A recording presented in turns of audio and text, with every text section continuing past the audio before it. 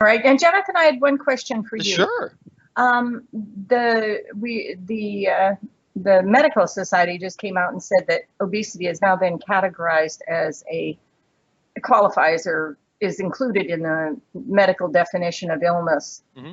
or medical condition. What do you think about that? Should obesity have been medicalized a long time ago, or is that a mistake? I mean, one of the consequences probably is that we'll have more weight loss drugs available to people to help them lose weight. I'm going to give you a science answer, if that's okay. Great, great. That's why I ask it. So, the underlying my work, and we talk about the homeostatic regulation of weight. We talk about how it's not just a matter of conscious regulation of calories. How could it be? We don't consciously regulate our insulin levels. We don't consciously regulate our blood sugar levels. We don't consciously regulate our blood pressure levels. So why is it that this one system works that way? Well, it doesn't.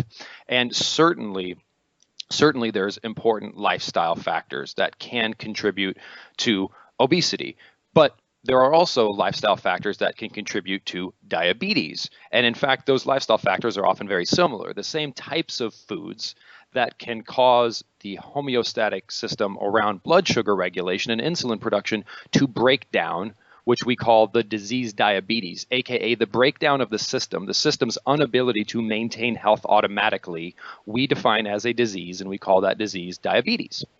Now, obesity is, if you look under the covers and you look at the breakdown of the hypothalamus's ability to be sensitive to certain hormones and to regulate body composition, if you look at the changes in gut bacteria, there are these indicators which are as clear-cut and are as common in obese individuals as we would say there are underlying factors in diabetic individuals.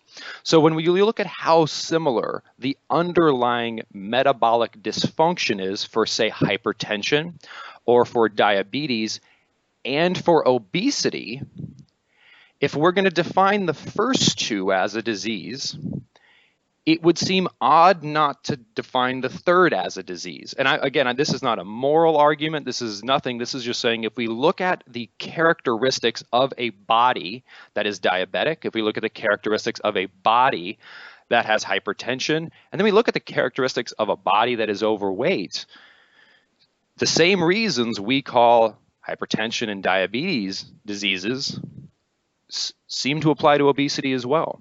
Does that make sense? Yes, and I agree with everything you've said. I've wondered if there's a downside if people will somehow transfer then the issue of their obesity or weight loss to a physician and look for a weight loss drug to solve the problem. The same way we give people with diabetes insulin.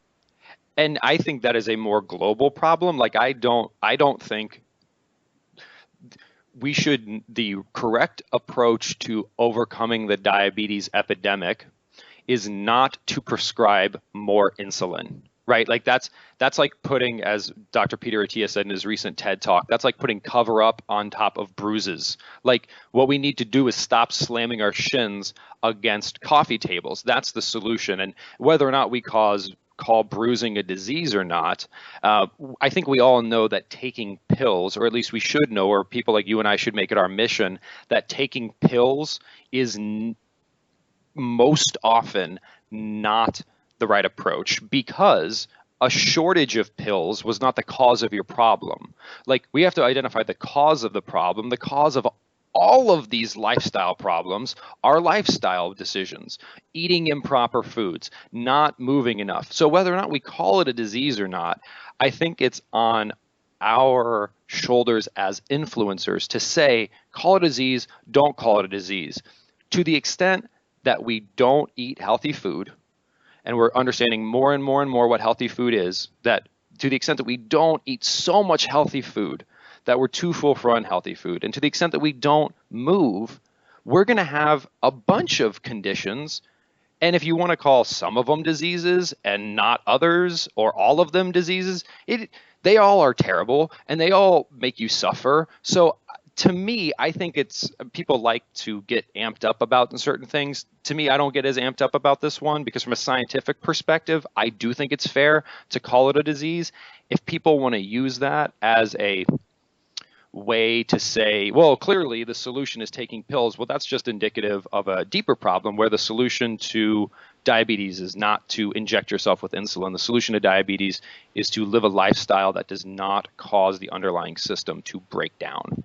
So whether it's a disease or not, it'll always require a person taking ownership for making the changes that would promote health. Exactly. And to me, it actually becomes a very esoteric semantic discussion of just like literally like what is the dictionary definition of disease? If the dictionary definition of disease is, I actually don't know what it is. We could look it up right now. But if it was something like a systemic dysfunction in the body that tends to manifest a series of predictable symptoms, well, then yes, obesity is, I mean, you can look at anyone who's obese and they have similar characteristics in gut bacteria that non-obese people have. They have similar level of hormonal dysregulation that non-overweight people don't have. They have different levels of inflammation in their brain. So it's this like, if we could manufacture that state in any person's body, their body would store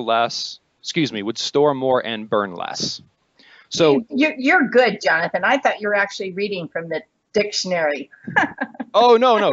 Did you actually pull up the dictionary definition? No. I'm just saying you sounded like you were reading from the dictionary. I believed you. Oh, no, I wasn't. So again, I keep a couple folks have asked me questions about this, and my urge to everyone is actually just, I would pretend this really never happened. I mean, hormonal dysregulation has been talked about like a disease, or metabolic dysregulation in the neurobiological and endocrinological communities for decades. Like it was just like, oh yeah, of course, that's what it is. The fact that it's just now coming into the mainstream, again, eat smarter, exercise smarter, live better. That's the bottom line.